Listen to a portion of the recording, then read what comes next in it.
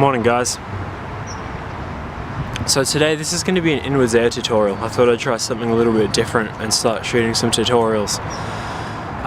The reason I've got this on is because I'm recording the audio into this. It gets pretty windy out here and it's a bit too windy for the old microphone on the camera, so hopefully the audio is not too bad. The first thing when you're learning an inwards air, let me just move that back and stand up a bit. You want to make sure that your inward's on the right side, okay? And you sort out your stance when you're inward. Your stance is very important. So there are two ways that you can inward. You can inward from your heel side, which is where you throw it from your heels, like that. And you can also inward from your toe side, where you throw it from your toes. Now when you're doing an inward air, you're either going to be turning to your right, or you're going to be turning to your left. Basically the way that you want to learn your inwards, if you want to be able to do good solid inward airs, is you want to be able to turn the way. So, alright, let me start that again. You want to be able to inward on your heel side and turn the way that inward on the heel side will be on the outside. So for me, if I stand this way, so you can imagine you're me heading towards the ramp, you'll turn to your right and you'll inwards on your left like that. If you stand to your left with your feet this way, like that, hopefully you can see that, you want to turn to your left and inwards on your left, like that. You can try and do a toe side inwards in the air, but it will be harder. If you've already learned toe side inwards and you can't inward on your heel side, you can give it a go and you can follow the rest of the tutorial. Or what I'd recommend you do is just relearn your inwards on the other side, dude. Learn it on your heel side as well as your toe side. When I first learned inwards, I learned them on my toe side. And when I was trying to do inwards 360s, because I spun the other way, I had to learn it on my heel side as well.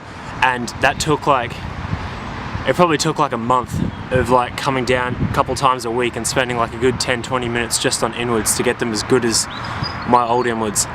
But now I can do it on both sides, and it's way easier on my left side as well, on my heel side now, which is cool. So if you stick with it, you'll definitely be able to do it. So the next point, just let me get I've got a little list of points here to talk about. So now that we've got that sorted out of the way, which side you want to be doing your inwards on, let me just run you through a quick inward tutorial first, actually, just in case you don't really know how to inward. So here's the basic idea. Let me just put this away. If I were to break it down into steps, you're coming up to the ramp, you jump off your scooter and you kind of bring it up next to you like that. And then once it's up there, you throw it over, you snap it to your front foot, you catch it on your front foot, and then you land. Something that new people when they're learning inwards do is they try to throw it like all the way back like this for a big loop. And the further the scooter is away from you, the harder it's going to be to bring it around and to land it. So what you want to do is, like I just said before, if you jump off it, bring it up to there, you can kind of bring it up to your elbow like this and then snap it over like that, and it should keep it nice and tight, and you'll be able to inward really quick and you'll be able to catch it really easily. There was something else I was going to talk about. The other thing is make sure you jump out of the ramp as well. Some people, what they do is they roll and they just kind of use the coping to hit their front wheel and to kick it back.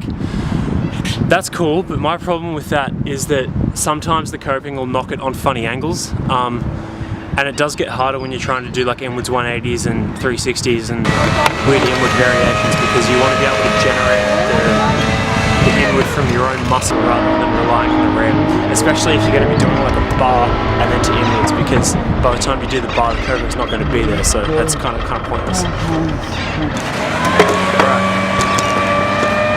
Just give me a sec. Alright, what do we got here? So the next point, which I touched on briefly just before, is make sure that you have a solid catch on your inwards. So do all those things that I just mentioned before, and when the inward comes down, try and snap it to your front foot and then put your back foot on. If you try and catch it on your back foot, it can be a bit hard, so just go front foot first and then put your back foot on. And practice the shit out of that. Practice getting a really solid inward catch, because that'll make it so much easier to do your 360s and inward 180s, because you'll be able to catch it and then spin, and it'll also make your inward airs a lot more, you'll feel like you've got a lot more control and you can stick the landing with a lot more confidence. So the next point, this is an optional one. You don't have to do this, but I'd still recommend it. Learn how to 180 inward fly out. So it's basically just it's pretty easy. Like, you just come out of the ramp, you start doing a 180. Usually you get to about 90 degrees and then you throw the inward, and then once you catch it, you can turn the other 90 degrees. That's what I'd recommend. The same goes if you're trying to do an inward 360. Usually I'll do like a 90 degree spin or maybe a 180 degree spin, then the inward comes out, and then I catch it, and then I do the rest of the spin. There should be some slow-mo clips playing over this as well, so you can have a look at how that's done and give it a go. So after you've got that 180 inward fly out, the next thing is just give it a crack in the air. I've written a bunch of points down here, just let me have a quick read. So when you do it in the air, make sure you jump nice and high. Start turning your air before the inward comes out. You don't want to be inwarding straight into the ramp.